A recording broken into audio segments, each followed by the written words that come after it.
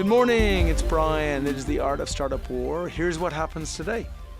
We bring in an incredible entrepreneur that we have had the absolute pleasure of investing in. And we talk to you all about why we invested in this person, why we believe this company has the ability to become a unicorn. And we talk a little bit about how the company is going to get there. Now, why is this useful? It's useful because if you can invest in the right early stage startup, you can literally get 20 to 100 times plus returns on your money. I'm not even going to start talking about the returns that early investors of companies like Google and Zoom and all those wonderful companies got. That's the game. Now, when we look at the stock market, we look at housing, we look at all of those what you would see as safe investments before, and then we look at early stage startups. Suddenly, early stage startup not only provides unbelievable returns, but also seems very safe. Now, I'm going to introduce a company today and a founder today who is an incredible company, and we just had the pleasure of investing in her. And for us, it's all about seeing that road to $2 million or $3 million a month in revenue and how a founder is actually going to make it there, because we know once you're in that place, we're all making a ton of money. So, Sam, welcome to the show. We're going to start talking about XAHIVE, and we're going to talk about how you are going to take this company to unicorn status. Sound good? Thank you, Brian. I really appreciate you having me here. Wonderful. Really excited to be here. It's going to be fun. So here's how we do this.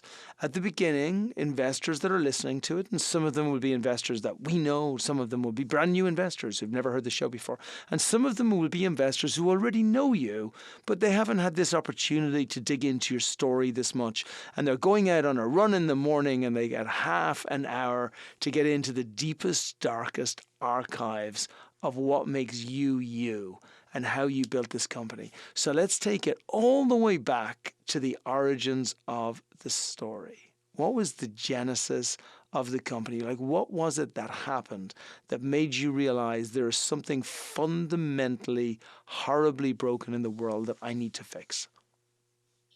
Well, so it all started when my co-founder and myself had experienced a number of cyber breaches. So before we started the company, both my co-founder and I worked for the Canadian government.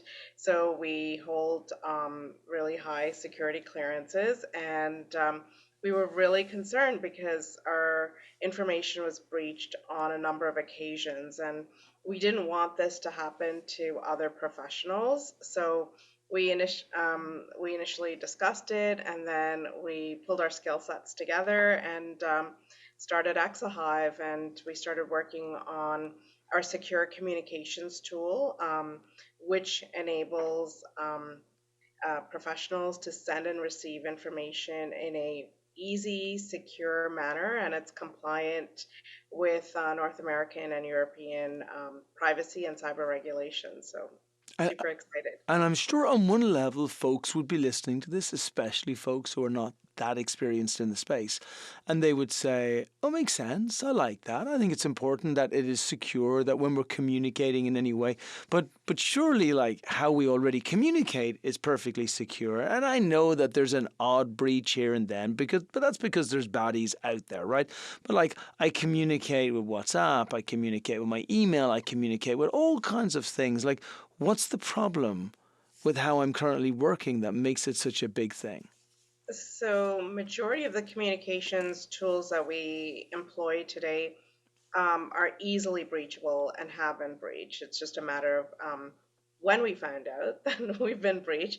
In fact, over 95% of email or any other forms of communication is easily breached. It's filled with spam and phishing and so on. So it is a big problem, and it's just continuing to grow, especially given the geopolitical conditions that we reside in these days. And you're saying easily. You're not even saying it's hard. Like, I would like if you said, well, people can break through, but you're kind of making it sound like a 5-year-old could get in if they really had the inclination to do so. I mean, is that really the state of the world that we're in? Not Yeah. just for consumers, but for businesses as well? Definitely. So there are folks that you could contact. It's called ransomware as a service. Your grandmother, if she's upset with a competitor of yours, she could pick up the phone and call someone and get them to breach the competitor. So it's no longer just state actors doing this. It's actually competitors doing this to their other enterprises. So it's Wow. yeah, it's really scary. Wow. And I imagine it's got worse and worse and worse. And I remember back in the day when BlackBerry first came into the market, if we're going to take devices, right? And they kind of shone a light on this a little bit, but then they disappeared and they went away. And it's almost like it's all people have stopped talking about it. And it's almost like even those folks who have insecure systems are now even talking about more and more about how secure it is. I mean, we hear every day about how incredibly robust and watertight WhatsApp is. Impossible to break, encrypted, end to end, nobody's getting in. But and Gmail, it's insinuated that it would be, as is all of the other email addresses, but they're not, right? So what are the solutions that people had before you brought XAHIVE to the market? I mean, there were other solutions out there. However, um, these actors that are employed to breach systems are getting smarter and smarter, and they're way much more advanced than the average company or even governments in certain cases. So it's a matter of like we're playing catch up. It's not like, and what we're doing is a defensive, I mean, it's not, we should have a defensive approach and not an offensive approach. And I feel like this is something that organizations should really be concerned about, because data is the new oil, and anything that has your personal identifiable information, whether it's your email, your name, your address, credit card information, payments, this is all valuable information, and which is being shared on the dark web. And unfortunately, even though all these organizations have taken tremendous steps to ensure that things are secure, these organizations also work with third parties who are part of their supply chain who may not have the same security levels.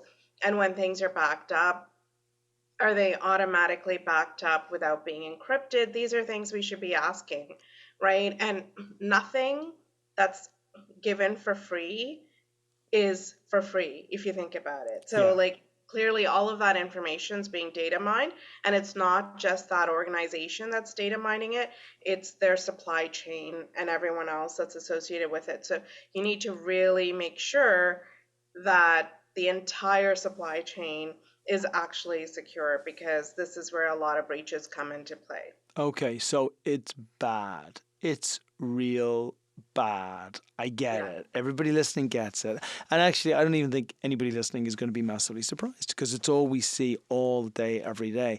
I Yeah. literally had one of my friends who's an attorney who was just telling me the other day how his entire firm just got held to ransom for data which was theirs for $3 million, which they had to pay, right? And that is a story you hear every single day. So, okay, so real, real, real bad. Now, here's the important part. What was it that made you believe that uniquely your company, your solution could find a way to solving a problem which has really been in the making for 40 years and getting worse and worse and worse for 40 years? What was it that made you believe we have something that nobody else in the world has? So we were really lucky when we first started working on our secure communications tool that we were mentored by some of the top communications experts in not just Canada, but from the UK and the US as well. So we were part of an incubator that was funded through the NSA equivalent in Wow. Canada and GCHQ equivalent in the UK. And we actually had folks from the NSA, GCHQ, and the Canadian equivalent who worked with us on the encryption. So we were very lucky to have had the best of the best be part of that process. And secondly, we also were really lucky that we were able to speak to the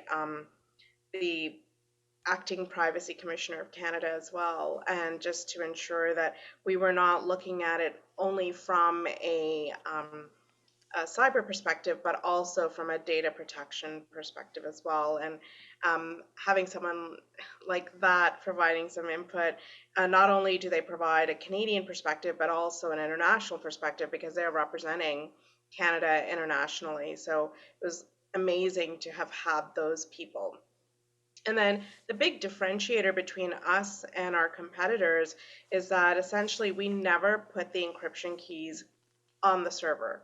Majority of the people who say they have end-to-end encryption, over 90+%, actually put the encryption keys on the server itself. So the big problem is when the server is breached, everything else gets decrypted because all the encryption keys are sitting on there. And that's done most of the time just to make things easy in terms of the actual encryption process, but in fact poses massive security issues. So that is the reason why we have, we're partnered with IBM, Red Hat, BlackBerry globally, and we're just really excited to share that we've gotten a contract with the UN, and Yay! we're also, thank you. We're also starting a project with Canadian Department of Defense, and we are also working with and soon to be working with some of the big financial institutions, not just in North America, but globally as well. So we see huge growth potential and amazing opportunities to um, promote our services across the world. Incredible, as do I. But it must have been unbelievably hard to build this. Talk to me about the brain power that went into this, the team that you built together, and some of the aha moments as you were going through it that you realized. Like, it's funny, one of my favorite Netflix documentaries right now is Spotify. If you've seen the new Spotify one, but it's very brilliant how as they were building through and they were creating Spotify, and there was already a free streaming platform that was out there, but the user experience was terrible, and they entered it from a user experience perspective, and then they were trying to deal with this huge problem of the buffering. Like the fact that previously you had to download everything, and this was about instantly being able to play a song with no delay at all. And that was the huge problem that they were breaking through. And then once they broke it, you see, like 15, 20 years later, still they're the dominant force in the world. Talk to me about some of the real aha moments, the breakthroughs, the eureka moments, the nightmare moments. As you're building this and you're putting it together, as hypotheses turned into new hypotheses and other ones crashed and burned. Bring us through that journey. So when we first started looking at, secure messaging, people weren't really interested at that point, right? And this was back around 2015, 2016. So they were like, oh no, it's not an issue that impacts me or my organization. That works for government or defense or perhaps even banks at that point. That yeah, they cared about it, but no one really took it that seriously. So first of all, trying to get key decision makers to even understand that this is an issue was a problem in itself. So we had initially started working um, with enterprises in healthcare, which is one of the hardest systems to work in because they have so many regulatory requirements. And we were very lucky that they took it seriously, obviously, because it has patient information, patient data. And as well, our team is fantastic. My co-founder actually built the software along with, the guidance of all these wonderful mentors that we had. He initially worked with in Canada the CIA equivalent, and he's done stuff with the IRS equivalent. And currently, we're also doing a project right now with the FBI equivalent in Canada as well. So our technical team is really well versed in not only cyber and technology, but specifically from a national security perspective. So that makes a huge difference in ensuring that there wasn't any shortcuts. Because if you don't really have that robust background, development teams tend to take shortcuts just because it's easier and so on.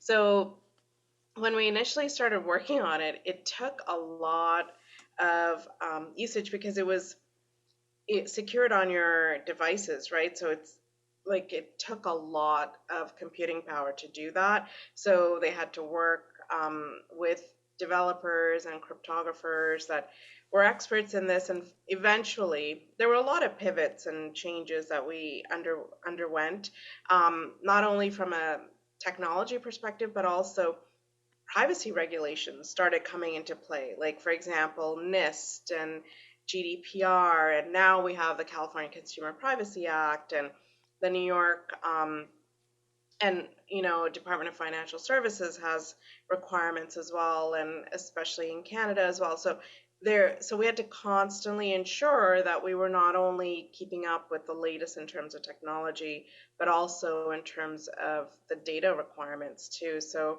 there was a lot of changes. It's never okay, we're done, let's just call it a day. We're always trying to figure out how we could stay ahead of these, potential breaches and so on. And we're very lucky. We're actually working with the University of Waterloo, which is like the MIT equivalent in Canada.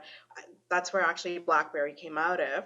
And we're working with their quantum team right now to Wow. actually add a layer of quantum protection to our secure communications tool, thereby ensuring that we're safe from any potential quantum breaches. Because as you know, Brian, once quantum computing comes into play commercially, or state actors, of course, could utilize it to breach any levels of encryption. So this is why we've gotten a level of interest from the U.S. Department of Defense and Canadian Department of Defense, and also folks along that supply chain as well that provide, we're defense contractors too.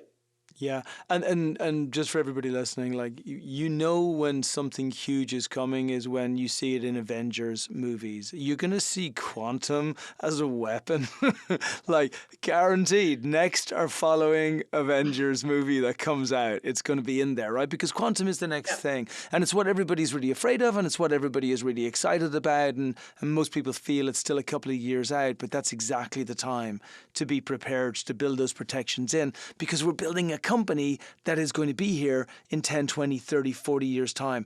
And then, so were you getting sufficient areas of validation? Did you try it? Who was the first customer? You don't have to give their name, but like, who was the first company that you tried it with? And what did you learn from that customer at the beginning? Because what I'm really trying to get out here is everybody knows what a huge problem this is. Everybody understands that communication is really the entry point, and it's the most dangerous entry point for all breaches. Like, companies don't have to be horribly worried about information that they already have in their own system from being breached inside their own systems. Normally, it's all of the doors that the information is going through to get into that system. And the area that you're in is the absolute biggest portal of them all, because it's the one that is constantly in flow. It's a nightmare to be able to keep an eye on. So I'm trying to just get to that point where people can feel this surety of what you've built and how it is truly going to take over. So maybe dig into what that first customer looked like, what you found out, what their results were, maybe move it on to the second customer. And we can talk about other folks like the United Nations and other people as well, either in name or talk about them in generality. But take us to a place where we can see what this looks like today, and we can also see what it's going to look like in a couple of years' time. So we began, as I mentioned earlier, with healthcare space. So it was hospital systems. Mm-hmm. So they were sending, this was an international study where they were looking at cardiac thoracic patients both in hospital and once they actually went home, sending information and their data to the cardiac team. And this included physiotherapists, occupational therapists, your nursing staff, your surgeons, the whole gamut. So it was really interesting because we had, octogenarians using it, and we got some really good feedback because if they had just undergone surgery and were able to use it to send information back, we were very, very happy to hear. Of course, we tweaked along the way. Initially, when we first started it, it was a app on both Android and Apple. However, because Apple kept requesting backdoor into it, which was against HIPAA regulations, our attorneys were finding it difficult to continuously having to, meet their requirements. In addition, when we were speaking to the physicians and also the patients who were using it, they were saying it was difficult to use it on their phone. They'd rather use it on a tablet or a bigger screen. So that's why we actually switched from Android apps to a web app. So that was the metamorphosis of that, and we've kept it at that just because when from healthcare space to working with government officials and law firms and other international institutions, they've all said it's just much easier having it on a bigger screen, just because if you're sending quite a bit of large data, you want to be able to see it. It's difficult to see on even images. Like initially, the hospitals were looking at scans and so on, and it's great initially, but you really want to be able to see the full picture. So that's how that began.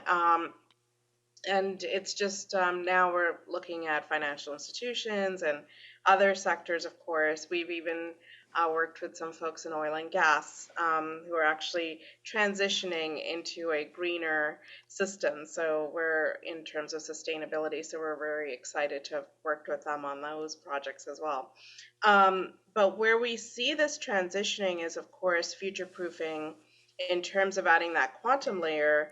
Um, I don't say it's only going to be initially, obviously, defense would be interested, and then I see financial institutions as well jumping on board with this, and eventually I can see healthcare and anyone that really wants to ensure that their data is protected. So it's not just limited to one sector. So, and the wonderful thing that we're doing is we've taken that secure communications tool, what we've learned from that, and applying it to IoT devices as well. So whether it's your smart phone or your smart fridge or even your cars. So we've even been approached by automotive sectors, not just in North America, but in Europe as well, asking how we can potentially work with them.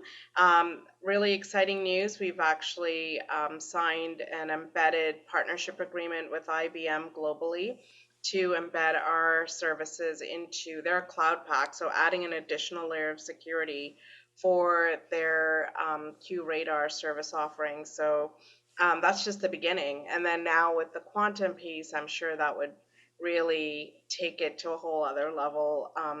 And I don't foresee it only being these three major companies. I see other huge organizations that are going into the cloud space that do require that additional layer of security. And then in addition with the quantum piece, approaching us for those service offerings. Yeah, and I think that's a major point. And look, the last part of the podcast is to go into the money raised versus the growth, the future growth versus the future money raised, so we can track out this past, so you can share with everybody, like, this is if we receive investment today, when we receive investment, we've already invested in you, but when we receive more and more investment today, this is the revenue that it will drive. This is what it will allow us to do in the teams. This is the area we'll go to. But I think probably the greatest gift that you ever got given was cloud computing. Right? Mm-hmm. Because before cloud computing, there was really a certain level of security. And I even remember, I'm so old, I remember back in the day when people would say, there's no way we'll ever move from servers. Are you crazy? It's like so insecure up there. And of course, everybody was right. But we're there now, right? And we're never coming back because that's where we live. We live in the cloud because that's where all of our data is going to be held, which means that communication is literally, you are the shuttle that goes between Earth and Mars. That's just it. There's going to be one shuttle, and it's got to be a safe one because you want to make sure that everybody gets up there safely. And that's what you're doing for data. So talk to us about revenue, how it's going to grow. Like everybody, all investors have this magic number of $2, $3, $4 million a month in their mind for what a Mhm. unicorn looks like. So talk to us about the growth trajectory to get there, the time period, the money that you're going to raise, and just bring us through the future years that you expect to have.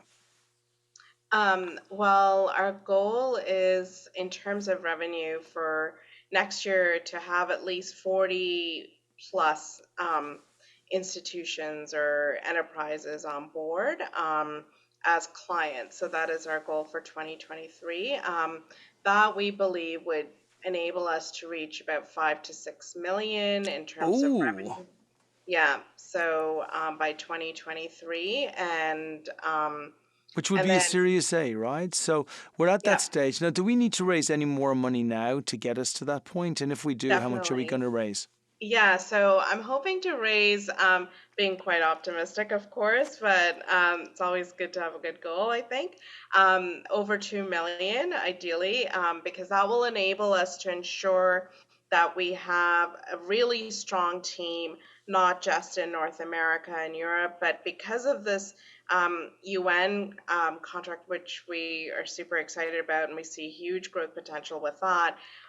We definitely do need to start staffing up globally, depending on the different institutions that they want us to work with and the geographical locations as well. So this goes from everyone from developers to engineers to sales folks and business development people and like actual teams in different locations. So I'm hoping to have at least 30 people staffed up by next year. And, That's the and I goal. think you need to. I think anybody who's been in the world of cybersecurity knows that you need to have at least a couple of $1 million that are raised at the seed round that will get you to the next level. I think what's highly unusual, but let me tell you the easy piece first. Like the easy piece is that getting up to 30, 40 institutions, bringing your revenue to a few $100,000 a month, whether it's 400,000 or 500 or 600, that's a Series A round, right? And that a Series A round, we all know that the implied valuation at that stage will be somewhere between 35, 40 million and 50, 60, 70 million dollars, depending on how the market looks like at that stage. And at that stage, then you'll raise 10, 12, 15 million dollars because these are the amounts of money that great and good cybersecurity companies alike will raise. So, and you're raising now, what's the valuation that you're raising at? So right now, we're raising at 10 million. Okay, again, very fair. So 20% dilution on the Mhm. current round that you're going to go through. So I would argue that you have to raise $2 million. Like you can't do Yeah. this for any less, right? It's a very reasonable amount for a cybersecurity company. And then in a year's time, we're looking at an implied 4, 5, 6 times increase in valuation. Like that's all investors want in companies. If they Yeah. can go through those jumps to get to that 4, 5, 6 times, and then the A will then allow the company then to get into the $1 million a month area, and then to grow on top of the $1 million a month area, and suddenly you jump up to 100, 200, 300, $400 million valuation. Now we get to play the real game. So a couple of points which are really important here. Number one, it's very high growth. This is about high aggression, high speed, high growth in an area where there's plenty of room for even more players to come in. This isn't even a winner takes all. This is a top 10 takes all, right? We have an unbelievably experienced set of partners that are running this organization, both of whom have got deep domain expertise in the cybersecurity space. These are not hobby enthusiasts. These are people who are lifelong learners and activists in the cybersecurity space. We have a company which has proven itself through sales to initial companies, including one of the most respected institutions on the planet, that they already have implemented. So we know that what they have already is working. And what's incredible is that normally we're reading about cybersecurity companies coming out of Israel that have raised 40, $50 million, and they're now implementing in ways like this. We're talking about a company that's coming out of Canada that hasn't needed to raise that much money because they've used the resources at hand to be able to get the contracts that they need straight away, which implies again that once $2 million has been raised, you can only imagine what the company would actually be able to do. So this was our diligence. As we looked at it and we were trying to look and we're saying, okay, great, we got 5 things which are really important to us. Number one, how good are the founders as executors? Top class, 10 out of 10, right? And as you dig into them as an investor, which you should do, everything that we talk about in diligence, you should be checking for yourself. Then you'll see that they're just rock stars. Number 2, we then look and say, what are the skill gaps that would stop the company from being able to get past Series A? After Series A, I don't care, because we're going to hire the people to bring them in to actually make sure that the skill gaps for B and C all get filled at that stage. Right now, it's about getting to and past the A round. What are the skill gaps? Well, actually, we have sales and marketing covered in spades, we have logistics covered in spades, and we have technology covered in spades. So again, within a small team, the skill gaps actually are very, very small to breaking through that period. Then number 3, what is the direct road to $100,000 a month in revenue? Again, very straightforward. We see the customers, they're already there. We see the new customers that are coming on. It's already lined up. What's the market size? I don't even need to talk about the market size. We all know what the market size is. It's a friggin' nightmare right now. We're all being attacked on all sides and we all know it, right? And then the final point is, what is the relationship with raising money? Now, for a lot of VCs, this part of it would form one of the most important parts. But that, my friends, is why this country is in the state it's in right now with all of the valuations of the companies dropping. Because so much focus has been just focused on the ability to raise money for the founders. You know what I pick? I pick incredible founders who are able to build companies that are able to do $2, $3, $4 million a month with or without the money that's out there within the V space. And you know what other VCs are picking right now, today, based on the market we're in? Exactly that. So the timing is perfect for these founders. So Sam, can you finish us off with a crescendo of awesomeness, of why this is such a great company, of all of the investments out there? And investors are saying, come on, Brian, this is hard. You've convinced me that early stage startup is the place to invest. But I've got early stage startup food tech companies, and I've got fintech companies, and I've got cyber companies, and I've got CPG companies. Why should I take my 50K, 100K, 500K, $1 million? Why should I take that money and put it in this company in particular? What is it about them that makes them that special? And so finish us with that. And then also, if you could give an email address so that folks can contact you as well, that would be great. And we will finish it there. Okay. Well, as you had said, Brian, we have an excellent background in terms of cybersecurity and national security as a team itself. We've proven that we can build a company because we bootstrapped pretty much, other than an early friends and family round, and of course, getting you as part of our investment team. And we're partnered with some of the best companies, technology companies in the world, who believed in us and believe in our technology, that they've actually embedded our services into their cloud offering in order to add an additional layer of security. So can't get any better than that. I mean, we're partnered with IBM, Red Hat, and BlackBerry. We have Department of Defense. We have the UN as clients. I mean, Now you're just showing off, okay? if you want to get a real investment on, return, so we're the company to invest in, and we will definitely work really hard. That's something we can guarantee. Yeah, and I will emphasize that every single thing that Sam has said to me from the beginning has been understated and overachieved. Every single thing. So, as always, investors. Oh, and by the way, just before I finish here, Sam, best way to contact you? Oh, my email is sem@xahive.com. So sem@xahive.com. Thank you. Wonderful. And look, I can't give a bigger endorsement. As always, all investors, you should be out there checking diligence yourself. Make sure you dig in. I think in this particular case, you will be more excited by the moment. Reach out to Sam. go through the deck, find out what their plans are, dig into the competition, look at the objectives that they have in building going forward, and let's see if we can get you alongside us as an investor in their round. Sam, thanks ever so much. I love the fact that we've invested in you. You guys rock, and the company are going to do fantastic going forward, and we are going to be with you all the way. Thanks a million, Brian. Really appreciate your support.